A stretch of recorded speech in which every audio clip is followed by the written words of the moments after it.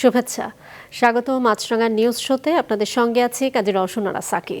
এই আয়োজনে দিনের গুরুত্বপূর্ণ সংবাদের পাশাপাশি থাকবে রাজধানীর বাইরের আপডেট, এছাড়া থাকছে বাণিজ্য ও ক্রীড়া সহ আন্তর্জাতিক নানান খবর। প্রথমেই সারাদিনের নিউজ আপডেট। নির্বাহী আদেশে আওয়ামী লীগের কার্যক্রম বন্ধ রাখার বিষয়টি অস্থায়ী উল্লেখ করে আওয়ামী লীগকে নিষিদ্ধ করা এবং দলটির দোসরদের বিচারের দাবি জানিয়েছেন জাতীয় নাগরিক পার্টির আহ্বায়ক নাহিদ ইসলাম।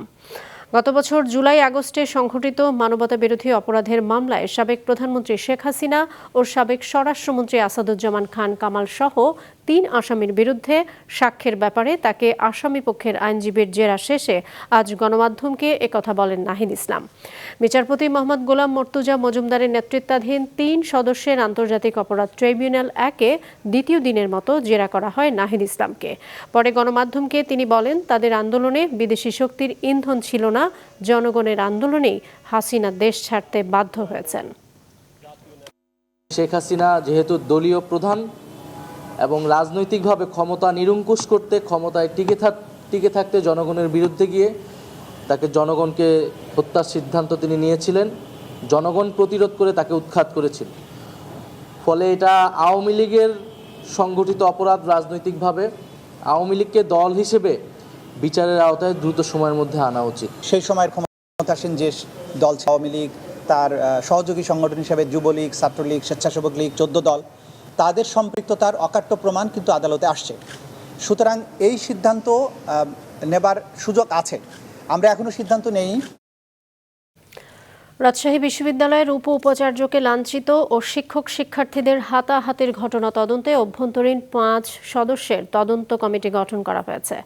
বিকেলে জরুরি সিন্ডিকেট সভায় এর সিদ্ধান্ত নেওয়া হয়। আর এই ঘটনায় নিরপেক্ষ প্রক্রিয়ায় একটি বিচার বিভাগীয় তদন্ত কমিটি গঠনের সুপারিশ করেছে সিন্ডিকেট। পোষ্য কোটা নিয়ে উপাচার্যের স্থগিত সিদ্ধান্তই বহাল রেখেছে বিশ্ববিদ্যালয় সিন্ডিকেট। এদিকে রাকসু নির্বাচন নির্বিঘ্নে পরিচালনার জন্য সিন্ডিকেট সকল পক্ষের সর্বাত্মক সহযোগিতা চেয়েছে। এর আগে সকাল থেকে উপাচার্য সহ কয়েকজন শিক্ষকের উপর হামলায় জড়িতদের শাস্তির দাবিতে পূর্ণ দিবস কর্মবিরতি পালন করেছে শিক্ষক কর্মকর্তা ও কর্মচারীরা। দর্শক, সার্বিক পরিস্থিতি জানাতে রাজশাহী বিশ্ববিদ্যালয় থেকে সরাসরি যোগ দিচ্ছেন স্টাফ রিপোর্টার গোলাম রাব্বানি। যুক্ত হচ্ছে রাব্বানির সঙ্গে। রাব্বানি, ক্যাম্পাসের সার্বিক পরিস্থিতি জানাবেন, একই সঙ্গে আন্দোলনকারী শিক্ষার্থীরা কি বলছেন জানতে চাই। আমি একটু আপনাদের জানিয়ে রাখি যে কিছুক্ষণ আগে বিশ্ববিদ্যালয়ে আমরা এই মুহূর্তে আছি রাজশাহী বিশ্ববিদ্যালয়ের উপাচার্যের বাসভবনের সামনে। এখানে কিছুক্ষণ আগেই সিন্ডিকেট সভা শেষ হয়েছে এবং সেই সিন্ডিকেট সভায় যেটি বলা হয়েছে যে বিশ্ববিদ্যালয়ের যে পোষ্য কোটা নিয়ে যে আন্দোলন ছিল সেটি বিষয়ে যে স্থগিত দিয়েছিলেন উপাচার্য, সেটি বহাল রাখা হয়েছে। এর বাইরে যদি বলি যে এই যে ঘোষণাটা দিলেন সেটি মাত্র 15 থেকে 20 মিনিট আগে। এখন পর্যন্ত কিন্তু যারা আন্দোলনরত শিক্ষার্থী তাদের কাছ থেকে আমরা তেমন কোনো তথ্য পাইনি, তারা এই বিষয়ে তারা কি জানাবেন বা তারা কি সিদ্ধান্ত নেবেন, আবারও আন্দোলনে যাবেন কিনা। আর তার চেয়ে বড় কথা হচ্ছে যে রাকসু নির্বাচনের ঠিক আগ মুহূর্তে এমন ঘটনায় কিন্তু বেশ ছেদ পড়েছে নির্বাচনের প্রচারণায়। সেক্ষেত্রে কিন্তু একটা আশঙ্কা থেকে যাচ্ছে যে নির্বাচনের বিষয়ে, কেননা জাতীয়তাবাদী শিক্ষক ফোরাম অর্থাৎ বিএনপিপন্থী যারা শিক্ষক তারা এই মুহূর্তে আসবে শিক্ষকদের অবস্থান, অর্থাৎ শিক্ষকরা নির্বাচন পরিচালনা প্রক্রিয়ার সঙ্গে জড়িত। যেহেতু যদি পুনর্দিবস কর্মদিবস আজকে যেমন ছিল, তারা বলছিলেন যদিও যে এটি হয়তো আওতামুক্ত, কিন্তু আদৌ যদি সেটি আওতামুক্ত না থেকে যদি আওতাভুক্ত হয় সেক্ষেত্রে রাষ্ট্র নির্বাচন নিয়ে একটি শঙ্কা থেকেই যায়। সবকিছু মিলে রাজশাহী বিশ্ববিদ্যালয়ের রাষ্ট্র নির্বাচন এবং পোষ্য কোটানের যে পরিস্থিতি সবকিছু মিলে একটি থমথমে অবস্থা এবং বিএনপিপন্থী শিক্ষকদের যে সিদ্ধান্ত, সেই সিদ্ধান্ত কিছুক্ষণ পরে আমরা জানতে পারবো। তারপরে বুঝতে পারবো যে আসলে রাষ্ট্র নির্বাচন কতটা সহজভাবে বা সাবলীলভাবে হবে। রাব্বানি, আপনাকে ধন্যবাদ। দর্শক, রাজশাহী বিশ্ববিদ্যালয় থেকে জানাচ্ছিলেন সহকর্মী গোলাম রাব্বানি। দেবীপক্ষের সূচনার মধ্য দিয়ে শুরু হলো বাঙালি সনাতন ধর্মাবলম্বীদের সবচেয়ে বড় ধর্মীয় আয়োজন শারদীয় দুর্গোৎসবের ক্ষণ গণনার পালা। আজ শুভ মহালয়ার দিনে মন্দিরে মন্দিরে চণ্ডী পাঠের মধ্য দিয়ে আবাহন করা হয় দেবী দুর্গাকে। রাজধানীর ঢাকেশ্বরী জাতীয় মন্দিরেও ছিল মহানগর সার্বজনীন পূজা কমিটির উদ্যোগে চণ্ডী পাঠ, তর্পণ বিসর্জন ও মহালয়ার ঘট স্থাপন। জাতীয় মন্দির ঢাকেশ্বরীতে মহানগর সার্বজনীন পূজা কমিটির উদ্যোগে বরাবরের মতো এবছরও ছিল মহালয়ার বর্ণাঢ্য আয়োজন। স্থানীয়দের পাশাপাশি সেখানে উপস্থিত ছিলেন দেশি বিদেশি অতিথি এবং কয়েকটি দেশের রাষ্ট্রদূত। এবছর পূজা মণ্ডপের সংখ্যা বেড়ে সারা দেশে ৩৩,৩৫৫টি মণ্ডপ ও মন্দিরে দুর্গাপূজা আয়োজনের প্রস্তুতি চলছে। এদিকে সকালে স্বরাষ্ট্র মন্ত্রণালয়ের উপদেষ্টা কমিটির সভা শেষে স্বরাষ্ট্র উপদেষ্টা জানিয়েছেন, দেশের কোনো পূজা মণ্ডপ ঝুঁকিপূর্ণ নয়।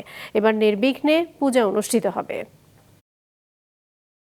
আমাদের যে থানা পুলিশ রয়ে গেছেন, তারপরে র্যাব, বিজিবি, আনসার এরও এখনও পেট্রোলিং করবে, বাট অন গ্রাউন্ড ডিপ্লয় হয়ে যাবে হলো 24 তারিখ থেকে। বাংলাদেশে সব জায়গার জন্যই এবার পূজা নির্বিঘ্নে হবে, কোনো জায়গায় কোনো ওরকম ঝুঁকিপূর্ণ নাই।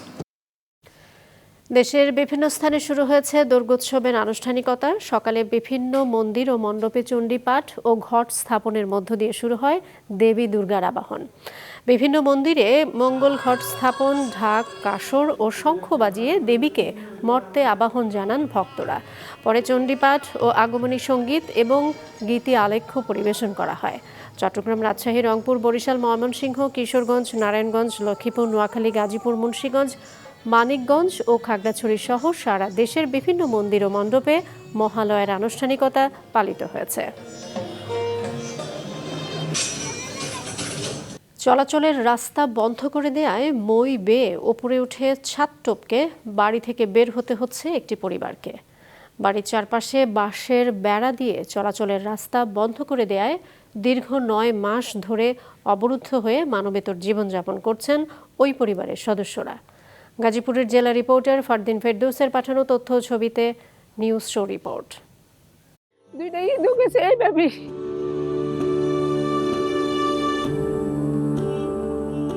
চলাচলের রাস্তা বন্ধ করে দেয়ায় এভাবেই মই বেয়ে উপরে উঠে ছাদ টপকিয়ে বাড়ি থেকে বের হতে হয় এই পরিবারটিকে। গাজীপুরের শ্রীপুর পৌরসভার কেওয়া পূর্বখণ্ড গ্রামে প্রায় 25 বছর আগে 2006 সালে আমিরুল ইসলাম ও তার স্ত্রী শামসুন নাহার মৃত আবুল হাশেমের ছেলে আমজাদ হোসেনের কাছ থেকে 3.5 শতাংশ জমি ক্রয় করে বসতবাড়ি নির্মাণ করেন। 2020 সালে বার্ধক্যজনিত কারণে আমিরুল ইসলাম মৃত্যুবরণ করেন। তার স্ত্রী ও 2 ছেলে বাড়ির 3টি কক্ষ ভাড়া দিয়ে সংসার চালিয়ে আসছিলেন। অভিযোগ উঠেছে, জমি বিক্রেতা আমজাদ হোসেন অবরুদ্ধ করেই থেমে নেই। গেল 5 আগস্ট থেকে বাড়িটি দখল নেয়ার চেষ্টা করছেন। এজন্য ভয়ভীতি, হুমকি ধামকি ও মারধরের ঘটনাও ঘটিয়েছেন তিনি।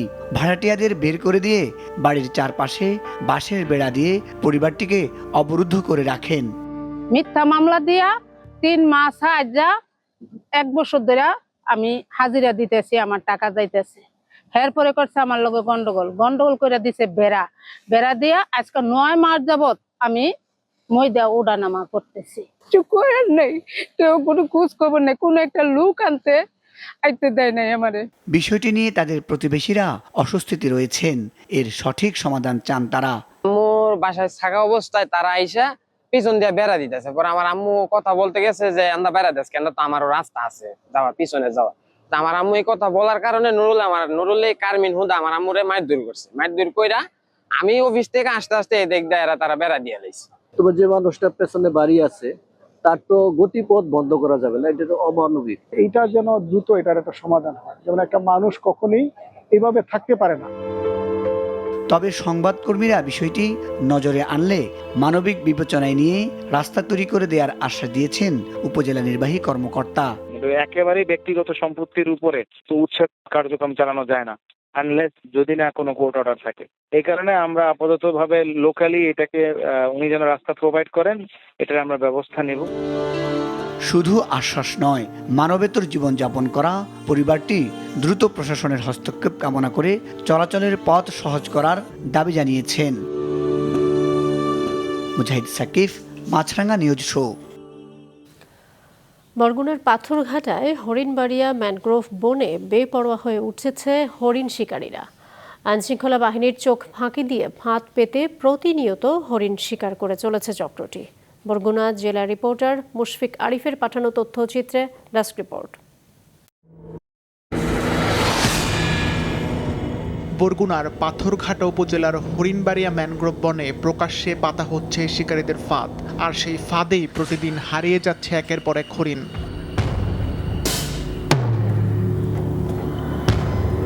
নির্বিচার শিকার আর বেপরোয়া নিধনের ফলে একসময় হরিণে ভরপুর এই বনভূমি আজ প্রায় হরিণ শূন্য।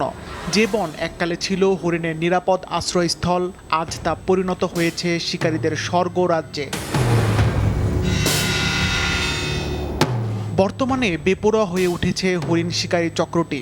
শিকারের পর হরিণের মাংস দেশের বিভিন্ন প্রান্তে গোপনীয়তার সাথে পাঠিয়ে দেয় চক্রটি। হরিণ ধরার ফাঁদ আছে, সেই ফাঁদ ব্যবহারের ফলে প্রতিদিন কম বেশি তারা হরিণ শিকার করে। এর ফলে দেখা গেছে এখন হরিণ কাটার হরিণ নেই বললেই চলে। শিকারীদের পাতা ফাঁদে শুধু হরিণ নয়, বন্য শূকরও আটকা পড়ছে। স্থানীয়দের অভিযোগ, শিকারীরা বন্য শূকরের পাশাপাশি গরুর মাংসকে হরিণের মাংস বলে বিক্রি করছে। হরিণ শিকার হয় প্রচুর। আগে আমাদের ওষরাঘরে পাকের ঘরে পাট খেতে হরিণ দেখতাম, সকালে উঠতে ঘুমগুন ধরতিয়া হরিণ দেখতাম, এখন এই হরিণই নাই। এই বনে যে হরিণ ছিল, আমরা হরিণ চরে গেলে শতে শতে হরিণ দেখতাম, কিন্তু এখন একটা হরিণ বেশিও পাওয়া যায় না, হয়তো আছে দুই একটা এরাই মেরাই রয়েছে। হরিণ শিকার বন্ধ করতে প্রায় বন বিভাগ, কোস্টগার্ড সহ আইন শৃঙ্খলা রক্ষাকারী বাহিনীর সদস্যরা অভিযান চালায়। তবে এসবে পরিস্থিতির উন্নতি হচ্ছে না বলে জানান স্থানীয় উন্নয়ন কর্মীরা। বিভিন্ন রকম শিকারীরা ধরে খেয়ে ফেলছে এবং প্রায় বন বিভাগ, কোস্টগার্ড হরিণ ধরে, হরিণের মাংস ধরে, হরিণ পায় মানে শিকারি পায় না, এবং কোনো শিকারির কোনো চিহ্ন তাদের মামলায় আমরা দেখি না যে কোনো শিকারি ধরা পড়েছে।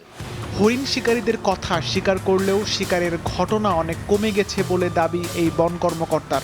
হরিণ শিকার আমার সময় হয় নাই, কিন্তু অসাধু চক্র আছে, প্রায় হরিণ শিকার করার জন্য তারা ফাঁদ পাতে। আর আমরা ডিউটি খুব কঠিন নজরদারির মধ্যে রাখছি বলে কোনো দুর্ঘটনা ঘটে না এখন পর্যন্ত। এলাকাবাসী বলছে, দ্রুত ব্যবস্থা না নিলে বনের হরিণ ও এর বন্যপ্রাণী ধ্বংসের মুখে পড়বে। সিফাত রহমান, মাছরাঙা, নিউজ শো।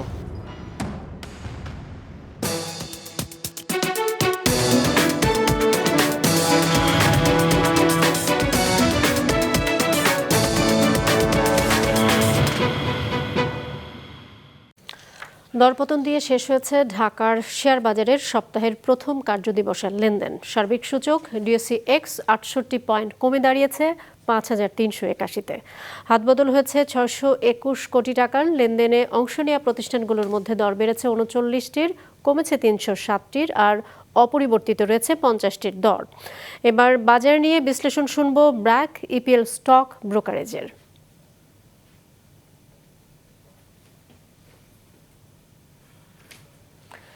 জেনজিদের বিক্ষোভে মুখ থুবড়ে পড়ার পর নেপালের পর্যটন খাত আবারও ঘুরে দাঁড়াতে শুরু করেছে।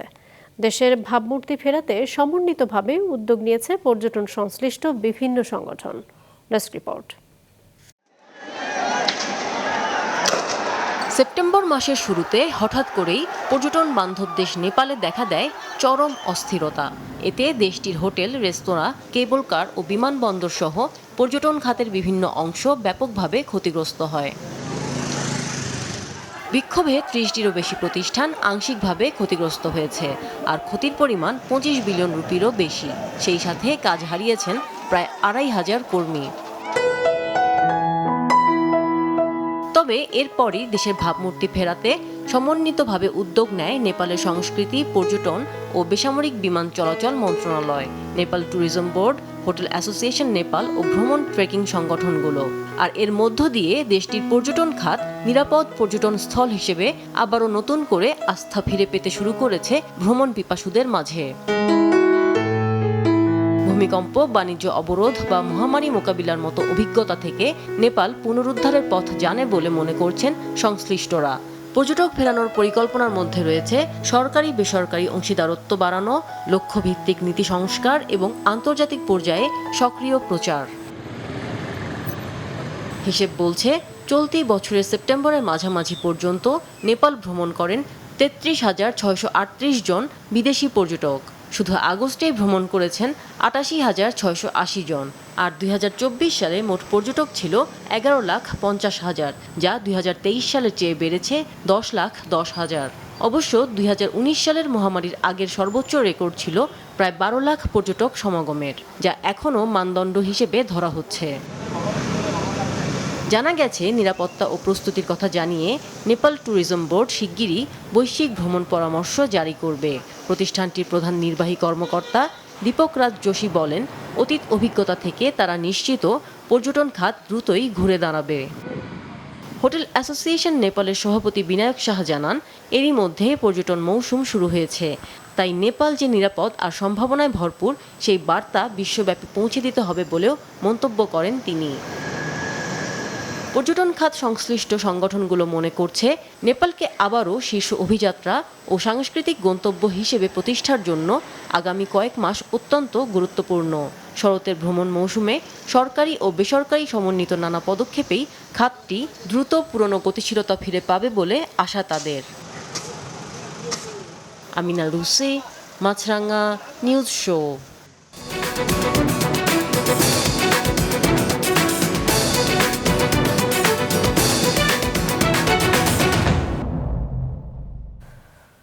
ডেঙ্গু প্রতিরোধে ব্রাজিলে বিশ্বের বৃহত্তম মশা উৎপাদন কেন্দ্র চালু করেছে ওল বিটো দ্য ব্রাজিল নামে জৈব প্রযুক্তি নির্ভর এক প্রতিষ্ঠান, যেখানে ডেঙ্গুবাহী মশার ডিমে বিশেষ এক ধরনের ব্যাকটেরিয়া সংক্রমণ ঘটানো হয়।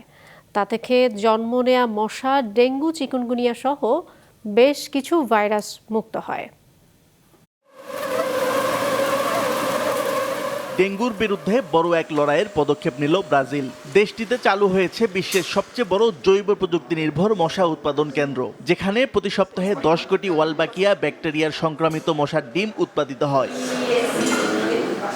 ওয়ালবাকিয়া হলো এক ধরনের প্রাকৃতিক ব্যাকটেরিয়া যা মশার শরীরে থাকা অবস্থায় ডেঙ্গু, জিকা ও চিকেনগুনিয়া ভাইরাসের সংক্রমণ ক্ষমতা বন্ধ করে দেয়। গবেষণায় দেখা গেছে, এই ব্যাকটেরিয়া সংক্রমিত মশা স্থানীয় মশাদের সাথে মিলিত হলে পরবর্তী প্রজন্মের মধ্যেও এই উপকারী ব্যাকটেরিয়া ছড়িয়ে পড়ে এবং ভাইরাস বহন করার ক্ষমতা হারায়। বিশেষভাবে প্রস্তুত করা গাড়িতে করে সংক্রমিত মশা নিয়ে ডেঙ্গু প্রবণ এলাকাগুলোতে ছেড়ে দেওয়া হবে। প্রতিষ্ঠানটির আঞ্চলিক সমন্বয়ক তামিলা ক্লেইন জানান, যেসব এলাকায় ডেঙ্গুর প্রাদুর্ভাব বেশি সেসব এলাকাকে অগ্রাধিকার দেওয়া হবে। এই মশাগুলোর মাধ্যমে আগামী কয়েক বছরের মধ্যে প্রায় 14 কোটি মানুষকে সুরক্ষা দেওয়ার লক্ষ্য নিয়েছে প্রতিষ্ঠানটি। ওয়ালবিটো দো ব্রাজিল প্রকল্পটি যৌথভাবে পরিচালিত হচ্ছে world mosquito program, Oswaldo Cruz foundation এবং Parana institute of molecular biology এর সহযোগিতায়। তবে এটি একমাত্র ব্রাজিলের স্বাস্থ্য মন্ত্রণালয়ের জন্য নির্ধারিত। প্রতিষ্ঠানটির প্রধান নির্বাহী লুসিয়ানো মোরেইরা বলেন, ওয়েলবিটো দো ব্রাজিল প্রতি 6 মাসে প্রায় 70 লাখ মানুষকে ডেঙ্গু থেকে রক্ষা করতে পারবে। উল্লেখ্য, 2014 সাল থেকে ব্রাজিলের 8টি শহরে এই পদ্ধতি ব্যবহার করা হচ্ছে, যা এরই মধ্যে 50 লাখ মানুষকে সুরক্ষা দিয়েছে। বিশেষজ্ঞদের মতে, পরিবেশ বান্ধব ও প্রাকৃতিক এই পদ্ধতি ভবিষ্যতে ডেঙ্গু প্রতিরোধে টেকসই সমাধান হিসাবে কাজ করবে। আসিফ আল আমিন, মাছরাঙা নিউজ শো।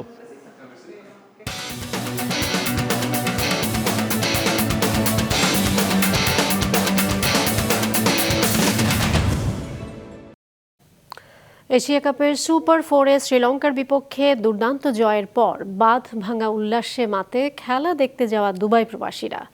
পরের ম্যাচে ভারতকে হারাবে বাংলাদেশ, এমনটাই আশা করছেন তারা।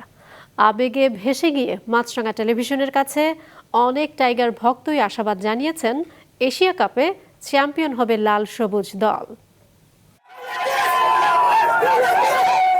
দুবাই যেন এক টুকরো বাংলাদেশ। এশিয়া কাপের সুপার 4-এ শ্রীলঙ্কাকে হারিয়ে এভাবেই উল্লাসে ফেটে পড়েন প্রবাসী বাংলাদেশিরা।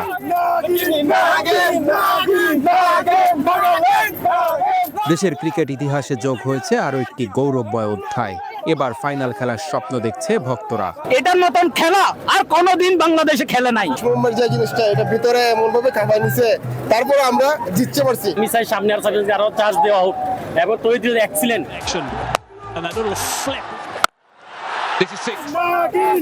সাইফার হৃদয়ের ঝড়ো ব্যাটিং মুগ্ধ করেছে টাইগার ভক্তদের। লাল সবুজের পতাকা হাতে সমর্থকদের গর্জন যেন জানান দিল, বাংলাদেশ এখন আর কেবল অংশগ্রহণ করতে আসে না, জয় ছিনিয়ে নিতে জানে। আমি বিশেষ করে আজকে ধন্যবাদ দিতে চাই আমাদের তৈরিটাকে, কারণ তাকে নিয়ে অনেক সমালোচনা, অনেক সমালোচিত হয়েছিল। তৈরিটা অনেক কষ্ট করছে আজকের ম্যাচের জন্য। লাস্ট মুহূর্তে জয় নিয়ে ছাড়তে পারছি, এটা হচ্ছে সবচেয়ে বড় কথা। ভারতকে হারিয়ে ফাইনাল নিশ্চিত করবে বাংলাদেশ, সেই আশা প্রবাসী দর্শকদের। ভারতকে হারাতে হবে, ভারতের মেন টার্গেট হচ্ছে ভারত। ভারতকে হারালে আমরা ঈদের আনন্দ করবো এখানে। কাউকে হারাতে পারি না, ইন্ডিয়াকে হারাইতে পারলে সবচেয়ে খুশি আমাদের আর কিছু হবে না। আমরা আর একটা ম্যাচ চাই, ইনশাআল্লাহ আমরা ইন্ডিয়ার সাথে জয়লাভ করতে চাই। আমরা ইন্ডিয়ার সাথে জিতবো, ফাইনাল জিতে বাড়িতে যাবো। 24 সেপ্টেম্বর ভারত আর 25 সেপ্টেম্বর পাকিস্তানের বিপক্ষে এশিয়া কাপের বাকি 2 ম্যাচ খেলবে বাংলাদেশ।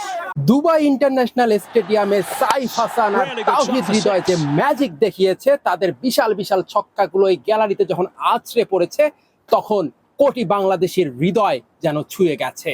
বাংলাদেশ এখন ফাইনালের পথে অনেকটাই এগিয়ে গেছে। বাকি 2 ম্যাচ, একটা দলকে হারাতে পারলেই বাংলাদেশের ফাইনালের পথ সুনিশ্চিত। অনেক জাবের, মাছরাঙা সংবাদ, দুবাই, সংযুক্ত আরব আমিরাত। এই ছিল আজকের মতো। আমাদের পরবর্তী সংবাদ সন্ধ্যা 7টায় দেখার আমন্ত্রণ রইল।